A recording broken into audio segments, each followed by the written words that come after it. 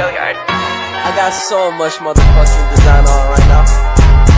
Break it down, bring it back, make it clap. I got 3 old thoughts, new guap, wear that dick. Bitches on my line, and you know they come strapped. Hold up, what it not, 45, scope it cash like whoa. How you fucking with these hoes up? Assalamualaikum warahmatullahi wabarakatuh. Perkenalkan, nama saya Renisa Fitri, NPM 2031050085, Prodi Sosiologi Agama semester 6A, mata kuliah Sosiologi Pendidikan, dosen pengampu Ibu Erin Nurmaulidia, SOS MPD. Di sini saya akan memaparkan materi dengan tema yang telah saya tentukan, yaitu ragam gejala sosial dalam masyarakat. Pengertian ragam gejala sosial.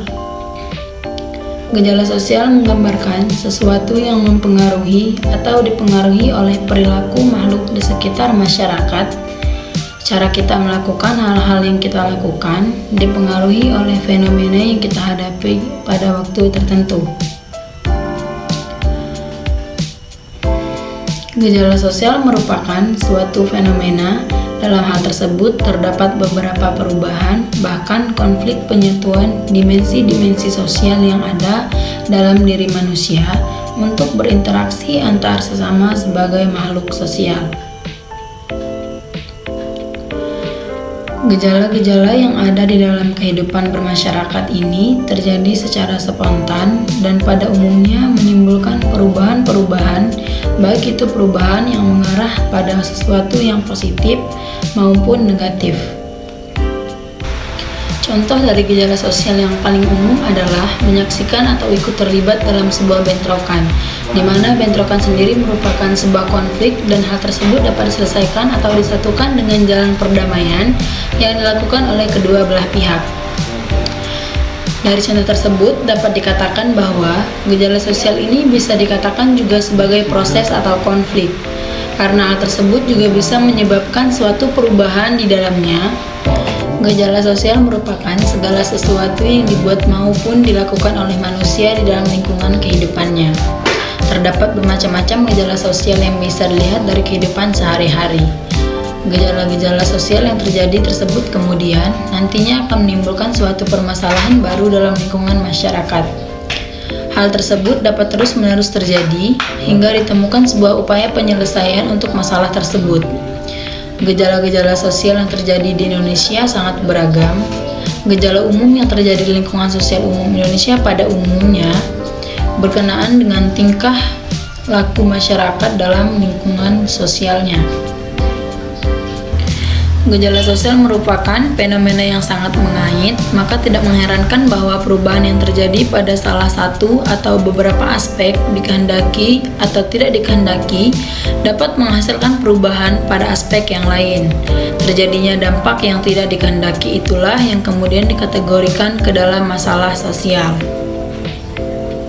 Sosiologi terutama menelaah gejala-gejala yang wajar dalam masyarakat seperti norma-norma, kelompok sosial, lapisan masyarakat, lembaga-lembaga kemasyarakatan, proses sosial, perubahan sosial dan kebudayaan, serta perwujudannya. Tidak semua gejala tersebut berlangsung secara normal sebagaimana dikehendaki masyarakat yang bersangkutan. Gejala-gejala yang tidak dikehendaki merupakan gejala abnormal atau gejala-gejala patologis. Hal tersebut disebabkan karena unsur-unsur masyarakat tidak dapat berfungsi sebagaimana mestinya sehingga menyebabkan kekecewaan dan penderitaan. Gejala-gejala abnormal tersebut dinamakan masalah-masalah sosial. Selanjutnya yaitu gejala sosial masyarakat Indonesia. Keadaan geografis Indonesia yang terdiri dari beberapa ribu pulau besar dan pulau kecil dari barat sampai ke timur yang kemudian tumbuh menjadi satu kesatuan suku bangsa yang melahirkan berbagai ragam budaya. Indonesia terletak antara dua titik silang samudra, yaitu Samudra Hindia dan Samudra Pasifik. Letak strategis ini merupakan daya tarik bagi bangsa-bangsa asing datang dan singgah di wilayah ini sehingga amalgamasi atau perkawinan campur dan asimilasi atau perbauran budaya di antara kaum pendatang dan penduduk asli maupun antara kaum pendatang sendiri terjadi. Hal demikian membuat masyarakat Indonesia terdiri dari berbagai ras, etnis, dan sebagainya. Iklim yang berbeda antara daerah satu dengan daerah lain menimbulkan perbedaan mata pencaharian penduduknya. Contoh, orang yang tinggal di wilayah pedalaman cenderung bermata pencaharian sebagai petani, sedangkan yang tinggal di wilayah pantai sebagai nelayan atau pelaut. Selain menimbulkan tumbuhnya pelapisan dalam masyarakat, juga munculnya kelas-kelas sosial atau golongan sosial. Adanya pelapisan sosial dapat pula mengakibatkan atau mempengaruhi tindakan-tindakan warga masyarakat dalam interaksi sosialnya. Pola tindakan individu-individu masyarakat sebagai konsekuensi dari adanya perbedaan status dan peran sosial akan muncul dengan sendirinya.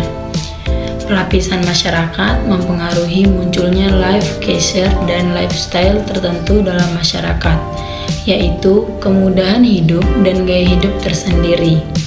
Misalnya, orang kaya, lapisan atas akan mendapatkan kemudahan-kemudahan dalam hidupnya jika dibandingkan orang miskin, lapisan bawah. Dan orang kaya akan punya gaya hidup tertentu yang berbeda dengan orang miskin. Selanjutnya yaitu ciri-ciri gejala sosial. Manusia adalah makhluk multidimensional, meliputi dimensi individual, sosial, dan makhluk moral. Ketiga dimensi tersebut bisa dibedakan, namun dalam membentuk eksistensi, manusia tidak terpisah satu dengan lainnya. Dimensi individual menunjukkan bahwa manusia adalah makhluk yang mampu menyadari keberadaan dirinya sendiri dan bertanggung jawab secara pribadi terhadap dirinya itu. Dimensi sosial manusia berupa kesadaran bahwa eksistensi seorang individu tidak akan ada artinya tanpa eksistensi individual lainnya dalam bentuk kelompok manusia. Sedangkan dimensi moral menunjukkan kelebihan manusia dibandingkan dengan makhluk hidup lainnya, yakni manusia menyadari bahwa eksistensi kehidupannya tidak hanya berada dalam dimensi kesendirian ataupun kelompokannya. Hewan pun seperti itu, namun juga memiliki seperangkat tata nilai atau value yang turut menentukan kualitas hidupnya.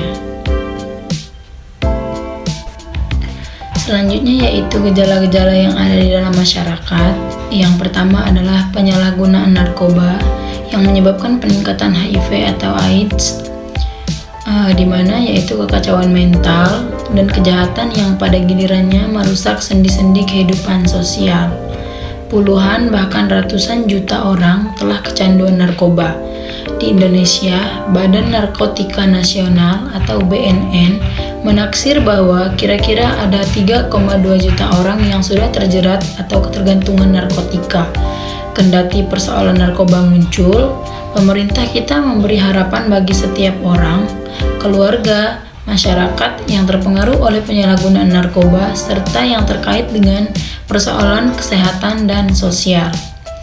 Riset menunjukkan bahwa kaum muda yang terlihat dalam komunitas keagamaan nampaknya tidak begitu rentan terhadap penggunaan narkoba. Indonesia bukan hanya negara perdagangan narkoba, namun juga produsen dan pasar jaringan global yang sistematik dalam industri ini. Oleh karena itu dibutuhkan kerjasama sinergis antara pemerintah, LSM, organisasi sosial untuk mengatakan tidak pada narkoba guna menyelamatkan generasi masa depan kita. Nahdlatul Ulama atau NU sebagai organisasi muslim moderat terbesar dengan anggota lebih dari 50 juta orang menaruh prihatin dan perlu mengambil peran dalam mengatasi persoalan ini. Yang kedua selanjutnya yaitu HIV atau AIDS yang tidak hanya menyangkut masalah medis tetapi juga masalah sosial. Masyarakat awam kebanyakan menyangka bahwa keberadaan penyakit HIV atau AIDS ini dianggap sebagai sesuatu yang berbahaya. Bagi masyarakat, istilah HIV dan AIDS biasanya tergambar sebagai masalah medis yang timbul akibat suatu perilaku negatif dalam pergaulannya. Penderitanya yang disebut ODHA atau orang dengan HIV atau AIDS sering dijauhi dalam pergaulan karena dianggap perilaku negatifnya dapat menimbulkan HIV atau AIDS. Berdasarkan isu yang berkembang pada masyarakat mengenai penularan HIV, kita akan cenderung menganggap bahwa HIV itu adalah virus mematikan yang dapat menular dengan mudahnya kapanpun, dimanapun, dan kepada siapapun. Padahal dalam kenyataannya tidak seperti yang masyarakat bayangkan. Yang ketiga yaitu tawuran pelajar. Tawuran antar pelajar saat ini telah menjadi fenomena yang terjadi di masyarakat. Tawuran antar pelajar maupun tawuran antar remaja semakin menjadi semenjak terciptanya geng-geng. Perilaku anarkis selalu dipertontonkan di tengah-tengah masyarakat, dan orang tua tidak bisa membendung perkembangan sebuah teknologi. Filter yang baik buat anak adalah agama. Dengan agama, si anak bisa membentengi dirinya sendiri dari pengaruh buruk apapun dan dari manapun. Dan pendidikan anak tidak seharusnya diserahkan 100% pada sekolah. Peranan sekolah juga sangat penting dalam penyelesaian masalah ini. Untuk meminimalkan tawuran antar pelajar, sekolah harus menerapkan aturan tata tertib yang lebih ketat agar siswa atau siswi tidak seenaknya keluyuran. Yang keempat yaitu pergaulan bebas. Pergaulan bebas sering dikonotasikan dengan sesuatu yang negatif seperti seks bebas, narkoba, kehidupan malam, dan lain-lain. Memang istilah ini diadaptasikan dari budaya barat, di mana orang bebas untuk melakukan hal-hal di atas tanpa takut menyalahi norma-norma yang ada dalam masyarakat. Berbeda dengan budaya timur yang menganggap semua itu adalah hal tabu, sehingga seringkali kita mendengar ungkapan jauhi pergaulan bebas. Selanjutnya yang kelima yaitu kemiskinan. Kemiskinan diartikan sebagai keadaan seseorang yang tidak sanggup memelihara dirinya sendiri sesuai dengan taraf kehidupan kelompok dan tidak mampu memanfaatkan tenaga, mental, maupun fisiknya dalam kelompok tersebut. Dalam masyarakat modern, kemiskinan dilihat sebagai keadaan seseorang tidak memiliki harta yang cukup untuk memenuhi standar kehidupan di lingkungannya. Dan secara sosiologis, masalah kemiskinan ini timbul karena lembaga kemasyarakatan di bidang ekonomi tidak berfungsi dengan baik. Selanjutnya yang keenam yaitu disorganisasi keluarga, yaitu perpecahan keluarga sebagai suatu unit karena anggota-anggotanya gagal memenuhi kewajiban yang sesuai dengan peran sosialnya. Bentuk-bentuk disorganisasi keluarga adalah keluarga yang tidak lengkap karena hubungan di luar nikah, perceraian, buruknya komunikasi antar anggota keluarga, krisis keluarga karena kepala keluarga meninggalkan keluarga, seperti meninggal, dihukum pidana, atau berperang, serta terganggunya mental salah satu anggota keluarga. Selanjutnya, yang ketujuh yaitu masalah generasi muda masyarakat modern. Umumnya ditandai oleh dua ciri yang berlawanan, yaitu keinginan untuk melawan dan sikap apatis. Keinginan untuk melawan antara lain ditunjukkan dalam sikap radikalisme, sementara sikap apatis misalnya penyesuaian yang membabi buta terhadap ukuran moral generasi tua. Dalam masyarakat yang sedang mengalami masa transisi, generasi muda seolah terjepit antara norma lama dan norma baru, yang kadang belum terbentuk.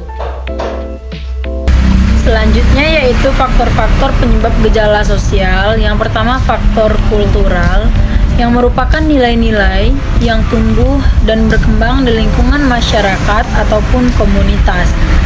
Kemudian yang kedua yaitu faktor struktural, merupakan suatu keadaan yang mempengaruhi struktur. Struktur yang dimaksud adalah sesuatu yang disusun oleh pola tertentu. Faktor struktural dapat dilihat dari pola-pola hubungan antar individu dan kelompok yang terjalin di lingkungan masyarakat. Kemudian selanjutnya dampak gejala sosial di masyarakat. Yang pertama dampak positif. Gejala sosial yang ada di masyarakat harus kita sikapi dengan baik. Bila kita dapat terbuka dan mengimbangi perubahan sosial budaya yang ada, maka perubahan tersebut akan berdampak positif dan memberikan kita manfaat. Hal ini dapat dilihat dengan kemajuan bidang teknologi. Dalam bidang teknologi, kita mengenal teknologi komunikasi seperti telepon, handphone, telegram, email, dan sebagainya. Dengan adanya alat komunikasi yang modern, maka kita dapat melakukan interaksi jarak jauh tanpa harus bertemu secara langsung. Yang kedua, dampak negatif. Seseorang yang tidak dapat menerima perubahan yang terjadi akan mengalami keguncangan atau culture shock. Ketidaksanggupan seseorang dalam menghadapi gejala sosial akan membawa ke arah perilaku menyimpang. Berikut adalah contoh gambar yang dapat saya tampilkan.